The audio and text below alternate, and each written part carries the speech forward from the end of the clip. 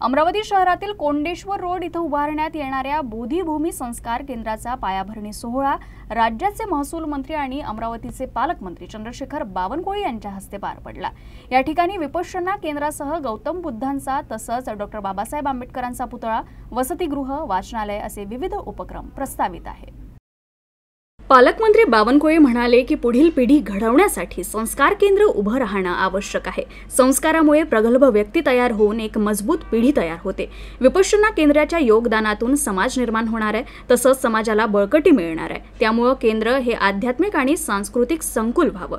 तथागत गौतम बुद्धांनी जगाचे कल्याण करणारी शिकवण दिली आहे। ही शिकवण पुढे नेण्यासाठी राज्य शासन निधी उपलब्ध करून देत आहे। कोंडेश्वर येथील केंद्र उच्च दर्जाचे व्हावे यासाठी प्रयत्न करण्यात येतील। या ठिकाणी विपश्यना केंद्रासह गौतम बुद्धांची मूर्ती, डॉ. बाबासाहेब आंबेडकरांचा पुतळा, वसतिगृह, वाचनालय करण्यावर भर देण्यात येणार आहे। केंद्राचा विकास करताना आराखडा तयार करावा। केंद्राच्या संस्थेनं आवश्यक असणाऱ्या बाबींचा या आराखड्यात समावेश करावा। यासोबतच इरविन चौकातील डॉ. बाबासाहेबांच्या पुतळ्याजवळ स्मारक उभारण्यासाठी प्रयत्न करण्यात येतील। यासाठी आवश्यक असणाऱ्या निधीचा अंदाजपत्रकात तरतूद करण्यात येईल, असंही यावेळी त्यांनी म्हटलं। महामानव डॉक्टर बाबासाहेब आंबेडकर यांना वंदन करतो। आज सृजनशील शैक्षणिक सामाजिक सांस्कृतिक सेवा मंडळाच्या वतीने